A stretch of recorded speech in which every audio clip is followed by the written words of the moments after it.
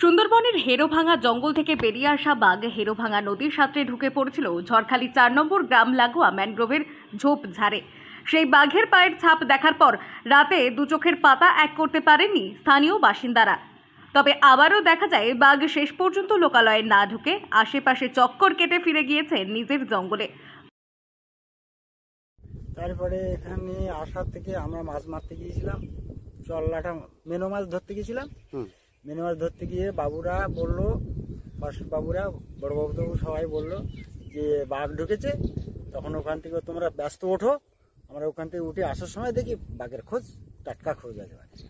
পুরনো গেটের ধারে উপরন্ত লাস্ট ফিনিশিং দেখি নূতন গেটের থেকে আবার পার হয়েছে। এখন রাত্রে পার হলো কিনা সেটা বলতে পারছি না। বাঘ ভয় তো প্রচন্ড ভয়, বাঘের ভয় না বাবারে বাবা। আচ্ছা, ওদের আকৃতি বিশাল আকৃতি। কুলতলির মইপিট এলাকার মতো বাঘ যাতে একেবারে লোকালয়ে চলে আসতে না পারে সেই কারণেই বাড়তি উদ্বেগের মধ্যে ছিলেন বন দপ্তরের কর্তারা। দ্রুত মাতলা রেঞ্জের অন্তর্গত ঝড়খালি বিচের বনকর্মীরা বাঁশ ও নাইলনের জাল দিয়ে গ্রামের দিকটা ভালো করে আটকে রেখেছিলেন, যাতে রাতের অন্ধকারে কোনোভাবে বাঘটি গৃহস্থের ঘরের মধ্যে ঢুকে পড়তে না পারে। বাঘ আসছে, বাঘ যাচ্ছে, সুন্দরবনের বাঘ লোকালয়ে চলে আসছে, কিন্তু মূলত কথা হচ্ছে ওকে যখন তাড়িয়ে দেওয়া হচ্ছে ওরা আবার কিছুদিন পরে পার হয়ে আসছে। গত সপ্তাহে একবার পার হয়ে এসেছিলো, সেভাবে তাড়িয়েছিল, আবার পার হয়েছে।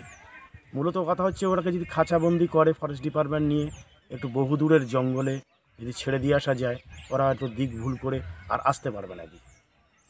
তাই এখন আমরা আতঙ্কের মধ্যে দিয়ে আছি। দেখা যাক বাঘটাকে ওরা কিভাবে ওদের সরকারি প্রশাসনিকভাবে ওরা ওপাশে পার করতে পারে, এইটুকু দেখব। গ্রামের রাত পাহারার ব্যবস্থাও করা হয়েছিল। এদিন বনকর্মীরা বিভিন্ন দলে ভাগ হয়ে শুরু করেন বাঘের পায়ের ছাপ খোঁজ, তার অবস্থান জানার কাজ। সেই কাজে তদারকি করেন জেলার বন দপ্তরের এডিএফও। নদীতে ভাটার সময় তাদের নজরে আসে বাঘটি এলাকায় চক্কর কেটে হেরোভাঙা নদীর সাথে ফিরে গিয়েছে নিজের আস্তানায়। স্বাভাবিকভাবেই বাঘ জঙ্গলে ফেরত যাওয়ার ঘটনা জানাজানি হতেই স্বস্তির নিঃশ্বাস ফেলেন মানুষ। খোলে দোকানপাট প্রবীণ বাসিন্দা বলেন, বাঘ ঢোকার পর থেকেই খুব আতঙ্কের মধ্যে আমরা বাস করছিলাম। সাধারণত শীতকালেই বাঘের আগমন বেশি হয়, কিন্তু এই গরমের মধ্যেও বাঘ চলে এলো কিভাবে সেটাই এখন আমাদের ভাবাচ্ছে।